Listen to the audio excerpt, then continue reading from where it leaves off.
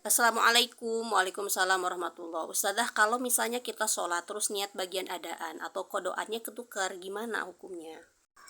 Ketika akan melaksanakan sholat fardu, maka niatnya itu wajib menghadirkan 3 hal. Yang pertama qasdu fi'li, yang kedua ta'yin, yang ketiga fardiyah. Qasdu fi'li itu bermaksud sholat alias usolli. Ta'yin itu menentukan sholatnya, apakah duhur, ataukah asar, ataukah maghrib, ataukah isya, ataukah subuh. Yang ketiga fardiyah. Fardiyah ini adalah fardu.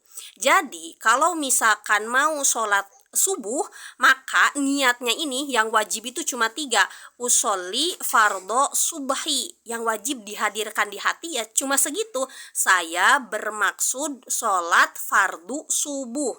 Alias kalau pakai bahasa Arab, di hati hadirkan usolli fardo subhi.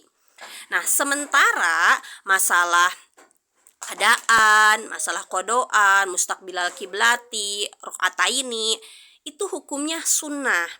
Artinya ketika seseorang sholatnya ini tidak pakai adaan, ya itu sholatnya tetap sah karena yang wajib cuma qasdu fi'li, ta'yin, dan fardiyah. Terus apa sih bedanya adaan dan kodoan? Adaan dan kodoan kalau secara bahasa sama, artinya menunaikan. Tapi kalau secara makna ya itu berbeda. Karena kalau adaan itu artinya menunaikan pada waktunya, sementara kalau kodoan itu menunaikan ketika waktunya telah terlewat. Ya, menunaikan tidak pada waktunya karena waktunya telah terlewat, itulah kodoan alias kodo.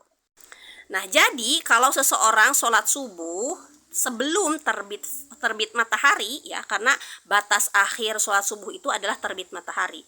Ketika seseorang sholat subuh sebelum terbit matahari, berarti status sholatnya adalah sholat adaan, sholat pada waktunya. Namun apabila seseorang sholat subuh setelah terbit matahari, ya, maka itu status sholat subuhnya kodoan, bukan adaan. Nah, kalau misalkan kita niat sholatnya itu usolli fardhu subhi saja, ketika sholatnya pada waktunya ya berarti sholatnya jatuhnya ada. Ketika sholatnya sudah terlewat waktunya ya berarti sholatnya jatuhnya kodo. Gitu. Namun bagaimana kalau dalam niatnya dia menghadirkan adaan dan kodoan ini? Begitu. Padahal sebenarnya tidak disyaratkan, gak wajib, cuma dia malah menghadirkan, dan ketika menghadirkan itu salah. Artinya dia niat adaan padahal waktunya telah terlewat. Nah, kalau misalkan seseorang sholat subuh niatnya adaan padahal waktu subuhnya sudah habis karena sudah terbit matahari, cuma dia niat adaan ini karena mendung, gak kelihatan gitu, dia nyangkanya ya masih waktu subuh. Nah, maka ini sholat subuhnya tetap sah gitu. Begitu pula sebaliknya, seseorang menyangka ini sudah terbit matahari karena ya disangkanya udah kayak cerah-cerah gitu, disangka udah terbit matahari, ternyata belum terbit matahari. Begitu. Dicek misalkan di aplikasi ternyata belum terbit matahari, dan dilihat di luar juga memang belum terbit mataharinya, dilihat di luar juga cuma memang baru ada kelihatan baru mau gitu, baru mau terbit gitu. Nah, berarti dia tadi sholatnya sholat kodo padahal waktunya masih ada karena kesalahan menyangkanya ini gitu. Maka itu juga sholatnya sah.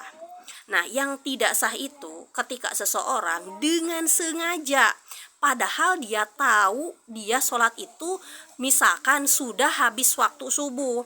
Dia sholat subuh jam 8, udah bukan waktu subuh lagi kan. Nah, dengan sengaja dia niat sholat subuhnya adaan padahal jelas-jelas itu kodo, tapi dia sengaja niatnya adaan gitu. Maka ini tidak sah. Karena apa ya? Dia dengan sengaja mempermainkan bermaksud sholat pada waktunya padahal waktunya sudah terlewat itu. Atau sebaliknya, dia bermaksud kodok sholat subuh padahal dia gak punya kodok sholat subuh di waktu ada. Dia sebenarnya masih pada waktunya, dengan sengaja sholat yang ada ini masih pada waktunya dia niati kodok padahal dia gak punya kodok subuh gitu. Dengan sengaja, dengan dia sadar dan tahu gitu, maka ini juga tidak sah. Jadi artinya kembali, kalau kesalahan masalah ada dan kodo ini karena ketidaktahuan, karena menyangka itu masih di waktunya padahal sudah keluar, artinya dia gak sengaja lah, maka sholatnya sah. Tapi kalau dengan sengaja gitu, bermaksud adaan padahal kodoan, bermaksud kodoan padahal adaan, dengan sengaja dan tahu, nah maka itu tidak sah. Ini keterangannya ada di kitab Kifayatul Akhyar. Nanti saya sertakan di akhir keterangan kitabnya. Semoga bermanfaat dan mudah difahami.